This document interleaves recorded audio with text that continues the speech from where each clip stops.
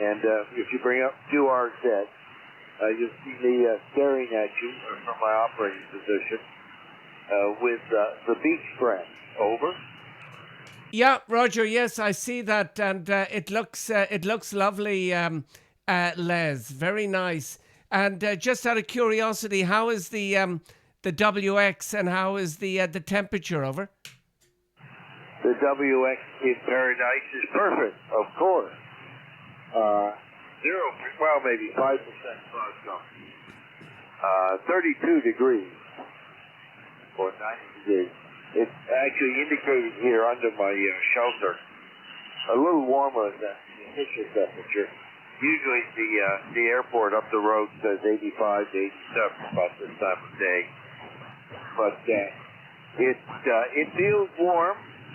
Let's put it this way. The swimming trunks are on not because I need it to protect myself, but to protect the population. Over. Yeah, Roger, on that, Les, very good. Well, you look very relaxed. And by the way, Les, how is the four-legged friend? Over. The four-legged friend is a beach dog. Has no relationship to me. He was just wandering up and down looking for a place in the shade. And once he found a shady place and somebody didn't pick him out, he dug a hole down to the cooler sand. So his affinity to me was very temporary. Over. Yep, Roger. Okay, well, it looks good in the photo. And out of curiosity, I see a hex beam and some sort of wire antenna. So which antenna are you on at the moment, Les? So back she goes to you. 6 Yankee 8 Lima Victor, Oscar November 8 Echo India. Over. ON8 Echo India, 6 Yankee 8 Lima Victor. I'm on the hex beam. It's the Buddy Folds version of the hex beam. Highly transportable, fairly light. It doesn't like it when it tangles with the almond trees here, but I've got it up in the clear now, and it's working quite well. I've got a small motor attached to the base of it, and I can eyeball the direction it's in. So nothing fancy, just 12 volts plus, 12 volts minus, and around it goes. And that definitely, in most cases, particularly long haul, does better than the 17-meter dipole or the 40-meter dipole. Over.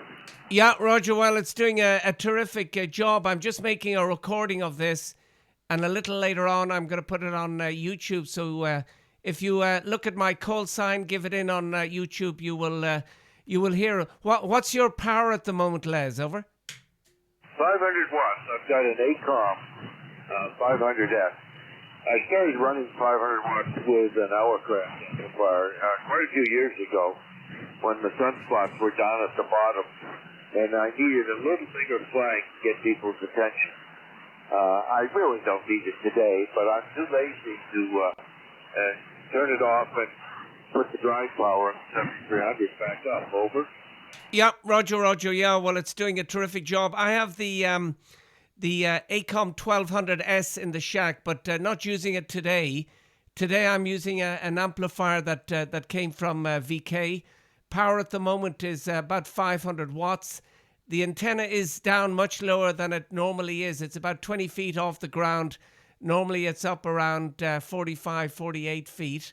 On this band, it's two elements on a 10 element Yagi, and the radio finally, Les, is from Apache Labs. It's the 7000 DLE Mark II. So that's the station on this side, Les. Over.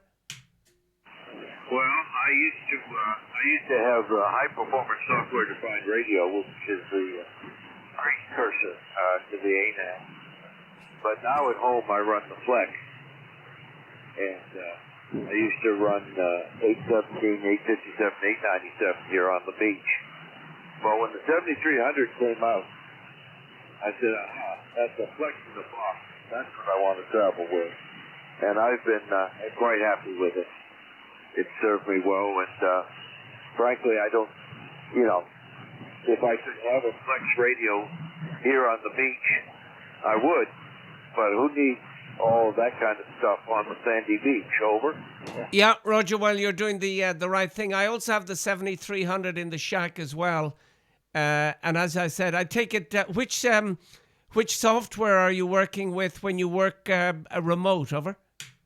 I don't work remote. That's why I have the 7300 sitting at my elbow right here. Over. Yeah, Roger on that. Yeah, because I do know some people that have the 7300 on remote. And one final question, and then Les, I'm going to go downstairs and have my my evening meal. But are you living in Jamaica all the time, or are you just is it there for the winter? Over. I just come down after the American Thanksgiving holiday at the end of November. So we got on the air on 1 December this year. And I stay here for around 40 days every year. I've been doing this for more than 40 years. So there's not a whole lot of experimentation in the setup. We keep doing the same thing over and over. Over. Yeah, Roger, you're doing it over and over, and it keeps working. Well, you're doing a terrific job. And oh yeah, one final question. You might have given it to me, but to quote an Irishman that lives in Spain, what is my report? Over.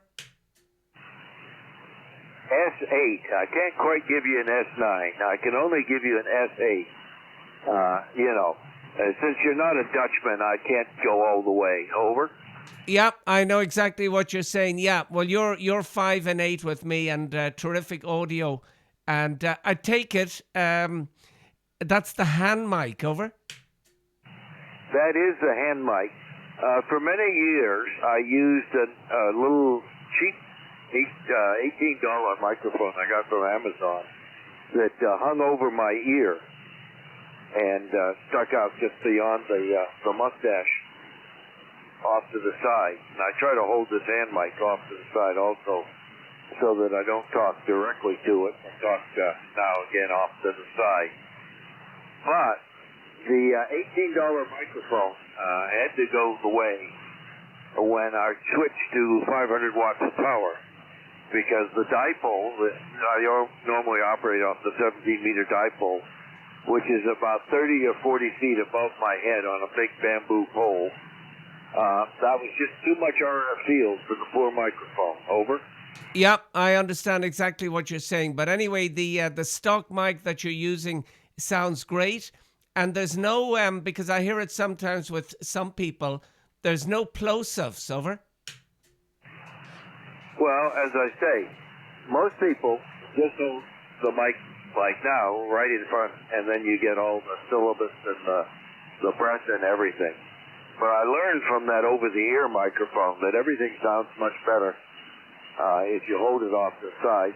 And you notice the professional TV broadcasters all have microphones clipped to the front of their clothes below their chin. So you don't have to have the mic directly in front of you if you're in a nice quiet studio or in a nice beach with a sea breeze. Over. Yeah, Roger, exactly right. And that's what I keep telling the Irishman in Spain. But anyway, falling on deaf ears, and I've kind of more or less given up. But Les, really great hearing you for the first time.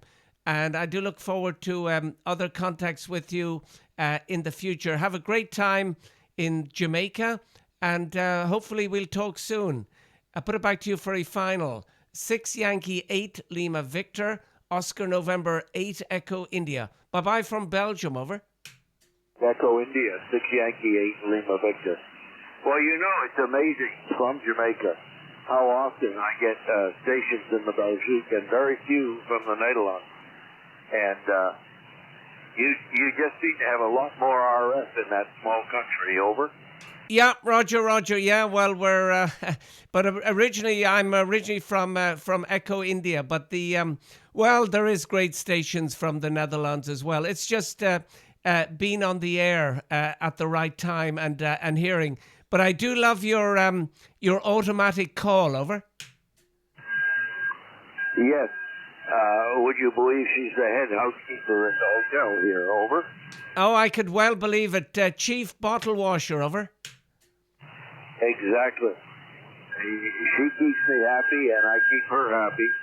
And as a result, I get her voice on my radio. Over. Yeah, Roger. Well, it sounds terrific. Anyway, Les, we keep in touch. But great contact. I'm very happy.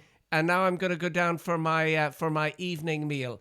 6 Yankee 8 Lima Victor, Oscar November 8 Echo India. Bye bye from Belgium, Les. Over. Bye, Oscar Echo 8. Oscar Echo 8 Echo India. The Irishman making full use of the European Union. The 6 Yankee 8 Lima Victor hiding in Jamaica, calling CQ. Yeah, just to correct the calls, Oscar November, over. Oscar November 8 Echo India. That's what I wrote down. You know, I'm an American. That doesn't mean I've learned how to read. Over. Yeah, no problem. Anyway, take care, Les. Bye-bye. Bye-bye. Anybody else to boost? This is Yankee 8 Lima Victor. Over.